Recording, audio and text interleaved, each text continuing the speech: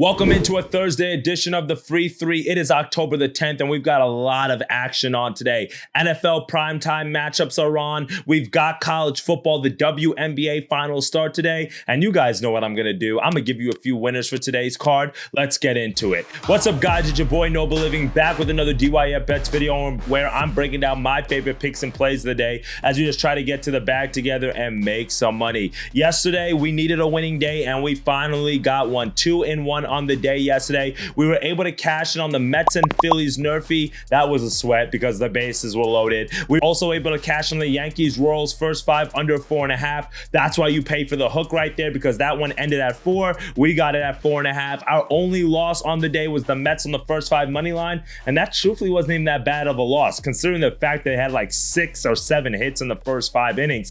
Bases loaded in the first 2 innings, and they weren't able to get any runs. The Phillies literally had 1 hit in the first 5 innings, and they scored 1 run off of it. So that was a tough loss. 2-1 on the day yesterday. Now 1 game over 500. Let's hopefully get some momentum going into the weekend. If you've been subscribed to the channel, if you're not subscribed, I don't know what you're doing, but we have a lot of great content here on the channel for you guys every single day. We're coming back with more winners, and you guys know what the weekends always hold for us. College football, we've been killing it. 27-13 thus far in college football. NFL, we're 6 games above 500, so let's keep that momentum going again today. I've got a few winners for you guys. I've got about 4 or 5 bets for today's show, so make sure you guys are sticking to the end as I'm going to cover a few different games and a few different sports. Let's dive into it now.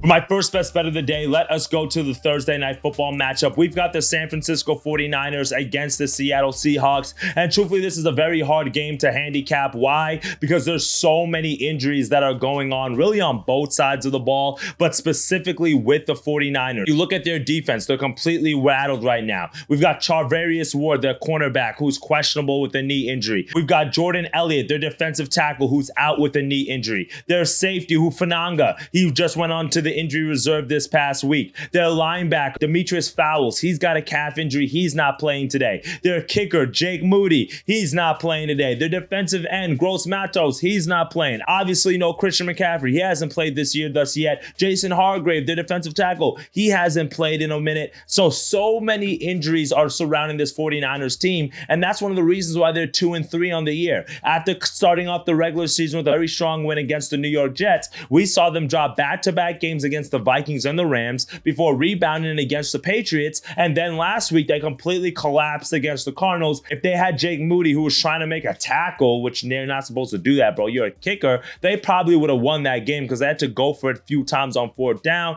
but either way it still ended up becoming a loss, and now they have to travel to Seattle to face this Seahawks team, and we know that this is a Seahawks team that is going to look to be able to grab a win here in a very big divisional matchup. 3-2 on the year for the Seahawks, and they're coming off a very bad loss to the Giants where they lost that game at home. So obviously with all the injuries that are going on around this team, it's very hard for me to get to the window here with the San Francisco 49ers. I'm not going to lie to you. I think the 3.5 number is a good true number, as I do think that this is going to be one that lands specifically on the 3. But this is the thing, right? Is the Seahawks going to win this game? I don't know. They're at home. I get it. But when you look at the numbers, the Niners have won 5 straight games against the Seattle Seahawks by more than 12 points. That's pretty crazy to think about when you think about it's a divisional matchup. But one thing that I do like is how the 49ers have played in the first half this year. They've collapsed in the second half of games. We saw that last week. And as a result, I'm going to isolate this just to the first 15, 30 minutes of the game. Give me the 49ers in the first half. I'm buying the hook at -2.5, you get that at -125 odds. If your book has it at -3, I would pay for the hook. Now, the reason why I like the 49ers here is because they're a really good first half team. Top 5 in the NFL in points scored in the first half, averaging about 16 points per game in the first half. Over the last 3 games, that number's bumped up to 19. And we saw in their last matchup against the Cardinals, they had 23 points in the first half there. So for me, I'm like, okay, if the 49ers are going to be competitive in this game, if they're going to be able to win this game, they have to get out to a high hot start. We've seen them do that this year. Now, it's been the flip side for the Seahawks. They've come back in games primarily. Right now, they're in the middle of the league, about 15th in first half points per game, averaging about 12 first half points. But when you look at the game logs a little bit deeper, it tells a different story. Like last week against the Giants, they was tied 10-10 at halftime. But then the week before that against the Lions, they were absolutely getting drummed at halftime. They were down 21-7 in that matchup. The week before that, they played the Dolphins. You got to take that with a grain of salt. Why? Because of the fact that that was the first game without Tua. Skylar Thompson had gotten the start at quarterback. And, that's really one of those games where they jumped out to like a 17-0 first quarter and then took their foot off the pedal. But that was the most points that they've scored in the first half all season, besides their other game against the Patriots, which is not really a top-notch defense either. So when you really look at the numbers for me, this is a 49er defense that's going to cause a lot of problems, even though they have a lot of injuries. There's a huge mismatch that we're seeing with Nick Bosa, who's going to be going against the offensive tackle and Stone Forsythe. And Stone Forsythe, if you haven't looked at the numbers, he's been absolutely getting killed this year. He's actually the number one offensive lineman, in terms of the worst offensive lineman, in terms of allowing QB hurries,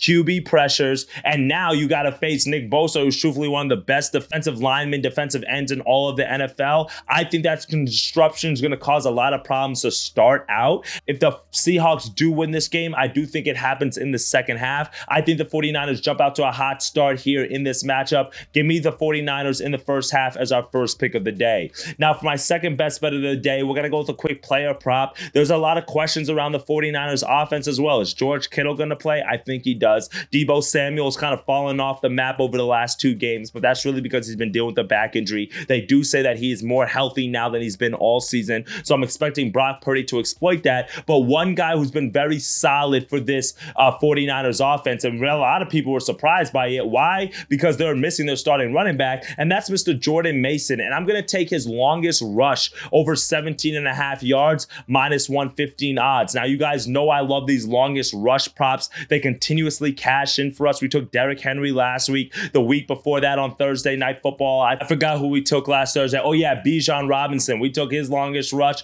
That cashed in for us. But when you look at Jordan Mason, they have not really missed the beat, the 49ers offense, since he's come into the rotation, and he's been a workhorse for them. Right now, he's second in the NFL in rushing yards, and he's averaging about 21 rushing attempts per game. But when you look at his numbers, he's gone over this total in all 5 games. His longest rush in each game this season, 24 yards, 22 yards, 18 yards, 26 yards, and 34 yards. That is exactly what I'm looking for. When you also look at the Seahawks defensive line and their rush defense, it gives me a little bit more confidence to take this line here, as the Seahawks are bottom half in the league in rushing yards allowed per game, giving up about 128 yards per game. That's actually 20th out of 32 teams. But when you look at the game log a little bit deeper, look at last week against the Giants. Tyrone Tracy, he ran for 129 yards. His longest rush was 27 yards. The week before that against the Lions, we had taken Jahmyr Gibbs in that game, and of course he went over it. He had a 20-yard rush. We cashed in on that here on the channel. The week before that against the Dolphins, that one didn't cash, but that's probably expected. Why? Because the Dolphins had to start throwing the ball early, and then also with no quarterback, there was no threat from the standpoint of, hey, there's going to be a guy who's going to beat us. They literally tried to take away the run game and say Skylar Thompson beat us through the air.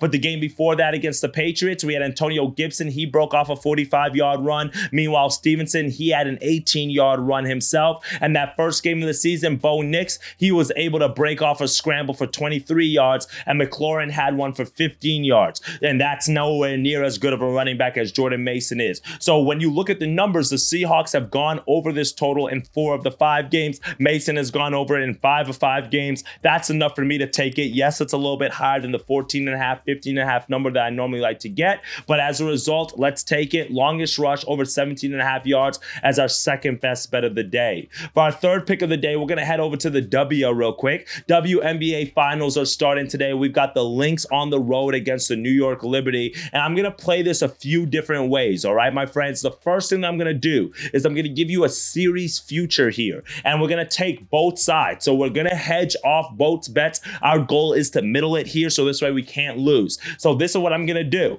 I'm going to take the Minnesota Lynx. You guys know I'm a big fan of the Lynx. I said I like them to win the WNBA Finals. I was hoping they didn't have have to play the Liberty, but they're going to play the Liberty. And I do think the Liberty are the best team in the WNBA besides the Lynx. So I'm going to take the Lynx to win the WNBA final. But I'm also going to hedge this with Breanna Stewart to win the finals MVP. And if you do this, you can get the Lynx at plus 220. So that tells you how juiced the odds are towards the Liberty to win. But if the Liberty do win, then we know it's going to be Breanna Stewart who's going to be the MVP. So this is what I'm going to do. Half a unit on the plus 220, a full unit on the plus 110. So this way we can't lose, because this way if we do the half unit at plus 220 and that cash is in, it's going to cover what we put down on the finals MVP and give us a little bit on the top. Meanwhile, because we're doing a full unit on the finals MVP and it's at less odds, it's still plus value, it's going to cover the half unit that we're going to lose on the Lynx. So I'm playing both sides here, as I do think that this is going to be a matchup that can go 5 games.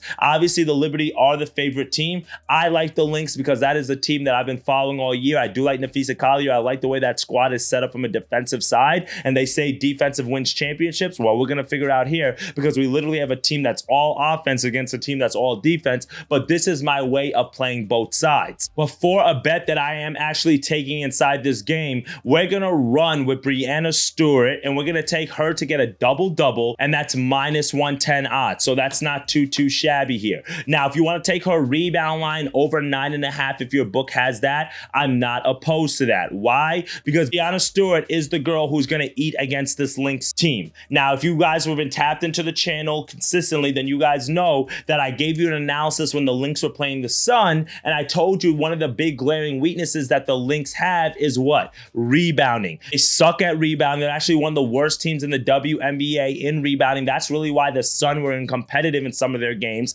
because they were crashing the board so much, and the Lynx don't really play a traditional center, and that's what's allowed Breanna Stewart to really be able to eat against them. Let's look at some of the game logs that Breanna Stewart has had against the Liberty this year. She's had 20-11 against them, 24-11, 17-17, 38-18. That is the numbers that Breanna Stewart's been putting up against this Liberty team. Those are the numbers that Breanna Stewart's been putting up against this Lynx team. That's why I'm also taking her to be able to win the finals MVP, because of the fact that I think that the defense and the guard play of the Lynx is going to be able to keep Sabrina at bay. I'm not saying they're going to stop her, but I think they're going to be able to slow her down a little bit. Nafisa Collier is a great offensive weapon, but she's not all the way there defensively, and I believe that Breanna Stewart is going to be able to eat against this squad, averaging 25 points, 14 rebounds. You can't beat that. If you want to take the combo square of over 29.5 points and rebounds, I'm not opposed to that. If you want to take 10 plus rebounds, it's a little bit juiced on my book. I think DraftKings has like the best number on that right now, but I'm going to go with the double-double, minus 110 odds. That's the pick that I'm going in the WNBA today.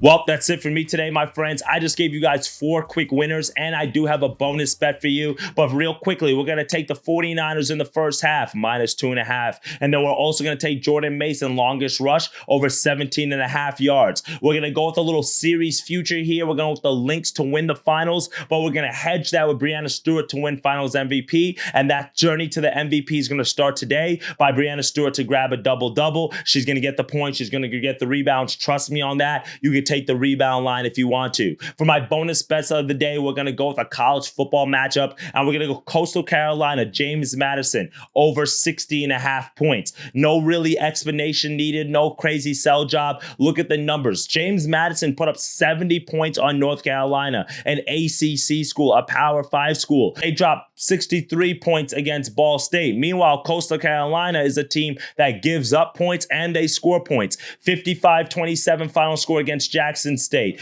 40-21 against William and Mary, 43-24 loss to Virginia, and then last week against Old Dominion, 45-37. So they've literally gone over this number in 4 of their 5 games. Meanwhile, James Madison's a team that we know can score a lot of points and not afraid to run it up. I'm taking the over in that matchup. That's 5 winners for you guys on this Thursday card. Let's take it to the bank. Let's cash it. Let's have a day. Let me know what you're taking in the comment section below. Appreciate all the love and support. If you haven't been watching our reels, make sure you guys do that. All right, my friends, let's get to that cheddar, and I'll see y'all in tomorrow's video. Later, gang.